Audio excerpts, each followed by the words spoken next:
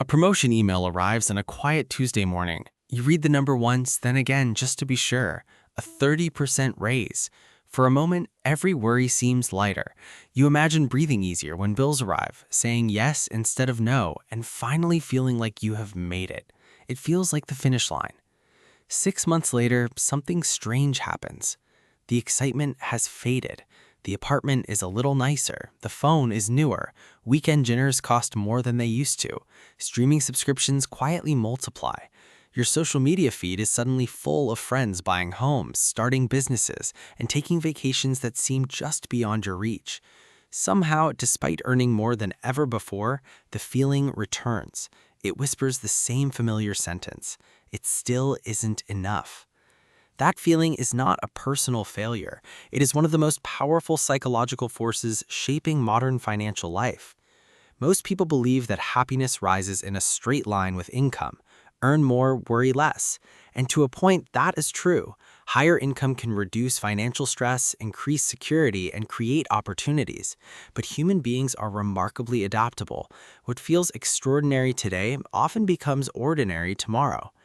Psychologists have long described this process as hedonic adaptation. We quickly become accustomed to improvements in our circumstances. The new salary becomes the normal salary. The bigger home becomes the normal home.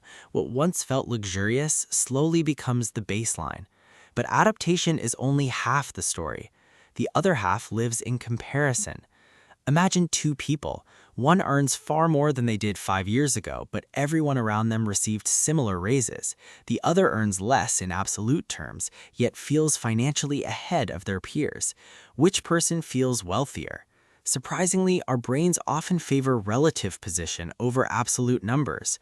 For thousands of years, humans survived in groups where social standing influenced safety, influence, and opportunity. Our brains still pay close attention to where we stand compared with others.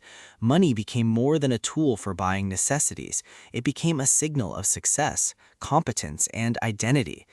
This is why a promotion can feel incredible until someone else receives a bigger one. Modern technology quietly amplifies this effect. Every scroll through social media exposes carefully edited versions of other people's lives. New cars, renovated kitchens, luxury vacations, and career announcements appear one after another. Rarely do we see the debt, anxiety, overtime, or sacrifices behind those images. Algorithms are remarkably good at discovering what captures our attention. If you linger over expensive homes, you'll see more of them. If you watch videos about luxury lifestyles, your definition of normal slowly shifts. Without noticing, your financial finish line moves farther away. Economics offers another layer to the mystery. Research has shown that increasing income generally improves well-being, especially when basic needs are not yet secure. Yet debates continue about whether happiness eventually reaches a plateau. Some studies suggest diminishing emotional returns beyond certain income levels, while more recent research indicates that happiness can continue increasing for many people. What both perspectives agree on is this: income alone cannot explain satisfaction. Why? Because satisfaction depends not only on resources, but on expectations. Every raise creates new possibilities. New possibilities create new standards. New standards create new desires. Desire is remarkably efficient at expanding to fill whatever space success creates. This is why lifestyle inflation happens so quietly. Nobody plans to spend every extra dollar. The upgrades arrive one decision at a time. A better apartment because you deserve it. A more expensive vacation because you've worked hard. Monthly subscriptions that seem insignificant individually but permanent together. None of these decisions are necessarily wrong. The danger appears when every improvement becomes permanent while every feeling of gratitude becomes temporary. There is a counterintuitive lesson hiding here. The goal is not to stop earning more. Higher income can create genuine freedom, resilience, and choices. The problem begins when every increase in income is automatically assigned the job of creating lasting happiness. Money solves many problems.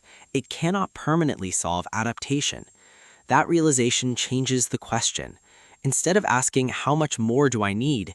Perhaps the better question is, what does enough actually look like? For one person, enough may mean owning a larger house. For another, it may mean having time to eat dinner with family every evening.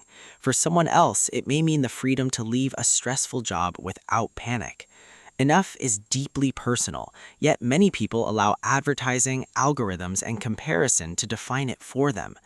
As artificial intelligence becomes better at predicting what we want before we consciously know it ourselves, the pressure to desire more may only grow stronger. Personalized recommendations, targeted advertising, and intelligent shopping assistants will become increasingly skilled at transforming curiosity into consumption. The future may not simply compete for our money, it may compete for our definition of success. Perhaps the rarest form of wealth is not an endless increase in salary. Perhaps it is the ability to enjoy progress without allowing every achievement to become yesterday's news. Think back to that promotion email. At first, it looked like a destination. Now it looks different. It was never the finish line. It was simply another starting line in a race whose distance keeps changing, unless you decide where to stop. Real wealth is not only measured by the size of your paycheck, it is measured by whether your paycheck controls your peace of mind. And sometimes the most profitable financial decision you will ever make is choosing a definition of enough before the world chooses one for you.